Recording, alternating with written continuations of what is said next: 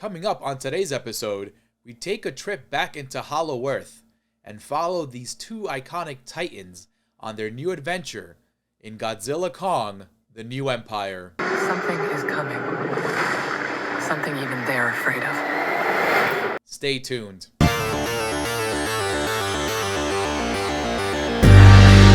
Welcome to Scary World, where we walk you through the latest and greatest in the world of horror. I'm your host, Arturo Padilla. Hi. For those of you just joining us, this is a spoiler-free show. I'm not going to spoil the surprise. Now that we got that out of the way, We got some rules around here. there are 5 categories: production, story, ensemble, horror, and legacy. Each category can score up to 2 points. Showtime. Per IMDb, the synopsis goes, two ancient titans, Godzilla and Kong, Donkey Kong. clash in an epic battle Let this be our final battle! as humans unravel their intertwined origins and connection to Skull Island's mysteries. The unsolved mysteries of unsolved mysteries. Production. You guys gonna watch me? This movie was directed by Adam Wingard. He directed the previous installment in 2021, Godzilla vs. Kong. He is no stranger to genre films. In 2011, he delivered an awesome horror film titled You're Next, and if you haven't seen that, you should definitely pause this and go watch that. That movie's awesome. In 2014, he directed The Guest, which stars Dan Stevens, who's also in this movie. He also dabbled with Netflix when he adapted the anime Death Note, and he also did his best on a Blair Witch reboot, which is not too great and deserves its own little episode. But back to the monster stuff. He knows how to film monster action. He knows how to properly direct the CG and make sure that he maximizes that screen. He proved his keen eye for CG action with the previous installment, and it's no different here. This movie looks good. The CG is solid, but in my opinion, I think it looked a little bit more crisper and a little bit more polished up in the previous installment. But that being said, I'm not taking away from the look of the CG. It is good still. They do a good job of the close-ups and the detail of Kong's face and Godzilla's face and all the other of the Titans' faces. They do that because they understand that the monsters, when they emote, you can definitely do a lot more with that. Unlike the Lion King remake for Disney, which those lions did not emote at all. So another episode for a whole different kind of show. Not a horror. Those lions, screw those lions. Anyways, the monster action, as mentioned, is well executed, and Wingard knows how to direct all that CG stuff.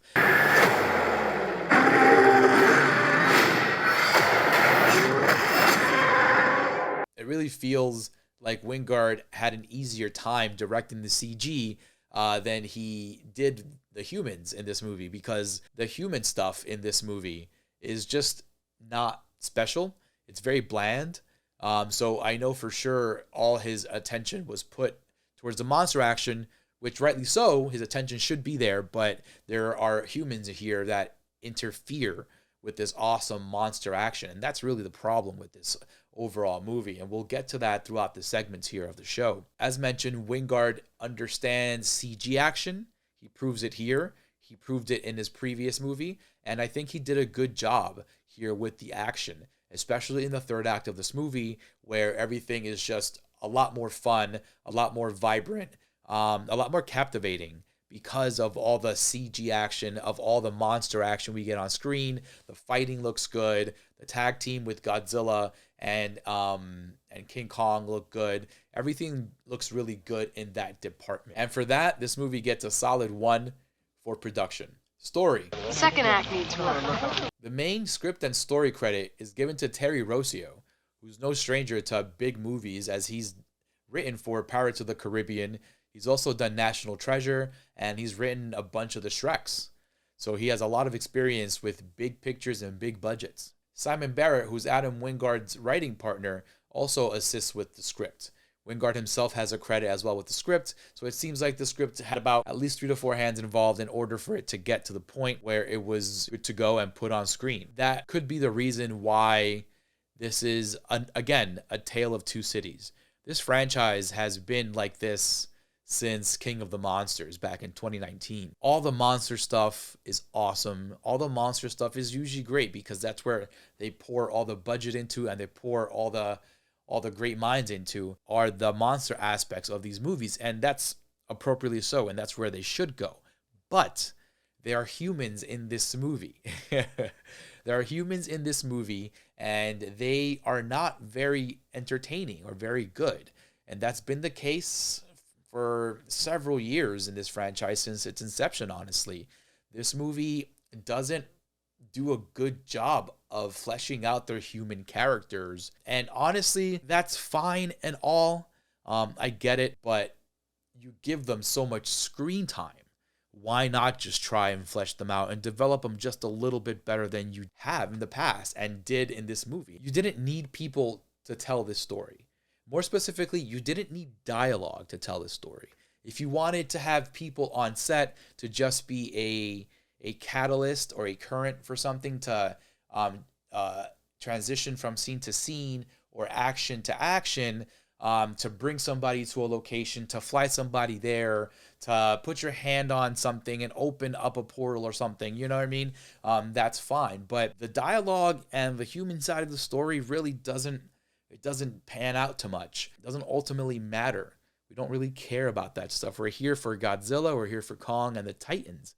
And that is where the focus should be at. But the humans keep interfering in this movie. They have to keep throwing them in the scenes in order to balance everything out, I guess.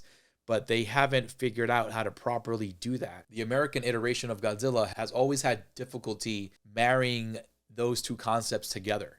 And it shows. It obviously shows because the human stuff really drags down this movie. That's where it really kind of goes down a little bit in terms of momentum. It's the people. When we go from monster action to monster action, everything is peachy, everything is at its peak. But then, like a vacuum cleaner, the energy gets sucked out of the room when the people come back into frame. And that's like, that's unfortunate. They've always had an issue trying to build that human story around Godzilla or around Kong. Skull Island actually was the best version of human and Titan interaction, in my opinion. It works so well, so seamless. Everything else seems kind of forced. And that's the problems with these movies.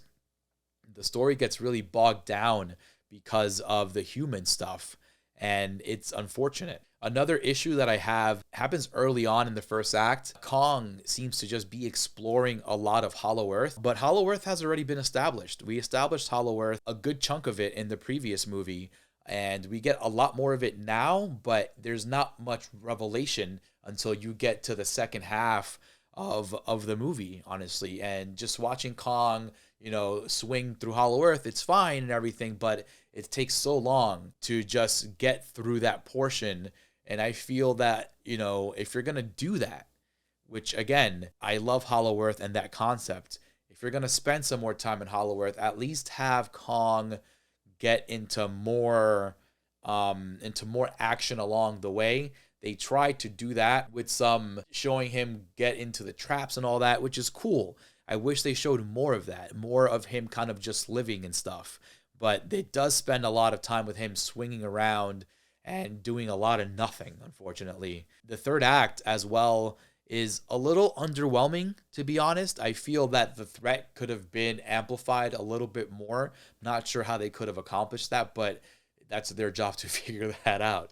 I feel that to have these two work together, you needed a bigger threat than what we got, honestly. And for that, this movie gets a solid 1 for story. There could have been more done here. The story in Hollow Earth is good, and I wish they would have focused a lot more on that, a little bit less on the human stuff. No one really kind of cares about that. We care about the Titans and what the Titans are doing in their lives and all of that good stuff with those big monsters and that action. Ensemble. They were acting real creepy. As mentioned in the previous sections, I'm not a fan of the characters in this movie. You feel like going for a ride? Thought you never asked. The human characters in this movie, to be specific, I think they're very stale. They bring down the movie, honestly. I kind of don't care about any of them, to be honest. The monster characters themselves, they're fine. They're great. We'll get to that in the horror section because they're monsters. Let's talk about the people here. They are underdeveloped and very boring. The actors, bless their hearts, do their best with the materials. The people just seem to be a detriment in these movies. They have to figure that out. I don't mind them having all this dialogue and screen time, but just make it matter. All these characters have no real effective development. And that's kind of a problem because they steal screen time from the stars here, the titans, the monsters. And for that, this movie gets a big 0 for ensemble and their human characters. Horror. This ain't a scary place, Ellie. The monsters have always been the highlight of this franchise. Since its inception back in Japan, every Godzilla movie has monsters. And that is why we love them. The big kaiju battles. The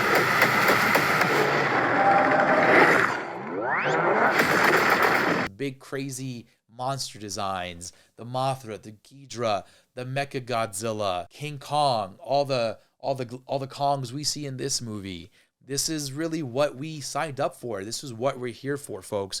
And that is why it's a shame we didn't get more of that. I don't understand why we spent so much time with the meaningless human characters here, man. Like, I really wanted them to spend more time in Hollow Earth, even more time going through the characters that Kong just meets. Kong just, it's not a spoiler, but in this movie, Kong gets introduced to other Kongs like him, You see that in the trailer. He meets the Scar King, which is a big antagonist of this movie. And I wish they would have gone further with the Scar King. What is his background? How did he get that weapon that he has?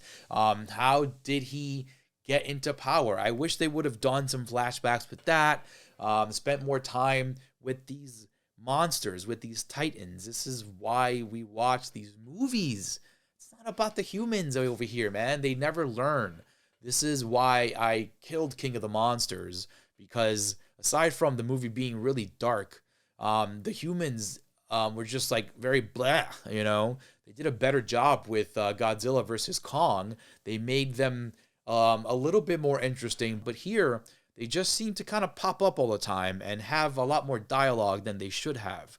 And that's a detriment to what should be really shown more, and it's these beautiful, gorgeous titans. We're introduced to a new titan here as well, which is Shimu.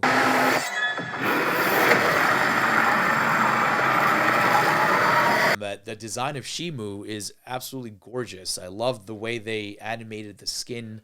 When you get close up, you see some really good detail. And I spoke about that in production, that when they get close up to a lot of these titans, there's a lot of good detail in these monsters. And they did a great job at making sure that it looked good when it counted. For all the monster action, the great fights that we get between the monsters, the back and forth between the monsters, this movie gets a solid 2 for horror. They know how to give us monsters, and that's what we're here for. Monsters, monsters, monsters, and even more monsters. Legacy. Now make up your mind. This movie ended up being pretty fun. It could have been better. It could have been way better than what we got. The third act of this movie was a lot of fun, mainly because we got all that Titan action. We got all those monsters on screen, battling it out, trying to see who was number one, right? And it was fun. And that's what we signed up for. We needed a lot more of that in this movie. That's what the people want. Really, seriously. That's what the people want. That's what I want. I know that. I want more of the monster action. I want more of the big popcorn blockbuster battling, city destroying action. And for that, this movie gets a 1 for Legacy. They're probably going to make another one of these things. I just hope they kind of diminish the human role and just give us more Kong, more Zilla. That's what we're here for, folks. To tally it up, Godzilla Kong, The New Empire, scored a 1 for production, a 1 for story, a 0 for ensemble, a 2 for horror, and a 1 for legacy, bringing the score to 5. 5 out of 10 ain't bad. It's not the worst. It's not Ghostbusters. But it's also not the best. I really expected a little bit more from this one.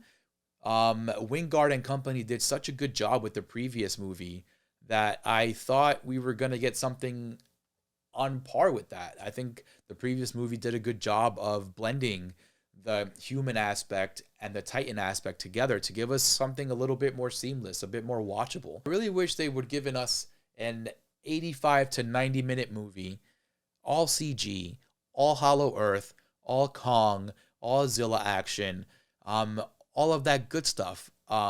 This movie proved that Kong really can emote, and he can drive a movie because of the emotion they're able to portray on his face. They get really good detail on their faces. Even on Godzilla's face, they put very good emotion there, and they're able to interact and communicate like that. And I think that's pretty smart and a brilliant move by them, but I wish they would have exercised that a lot more in this movie. Can you tell me what time it is? That's a wrap, folks. Thank you for watching Scary World. Don't forget to drop a comment down below and hit the thumbs up while you're at it. Don't forget to subscribe to the channel. Tell all your friends, your family, their pets, and their buddies to come on down to YouTube. Subscribe to CorpseFeed. We have spoiler-free movie reviews for you guys, dropping Mondays, Wednesdays, and Fridays. We also have the official CorpseFeed podcast for you guys, dropping every Tuesday here on YouTube and anywhere you get your podcast streams. We are there. We are also on every social feed, folks. Go check us out and subscribe, like, and share on there as well. We will see you on Monday for another episode. And remember, it's a scary world out there, but we are here to walk you through it. I just wanted to say goodbye.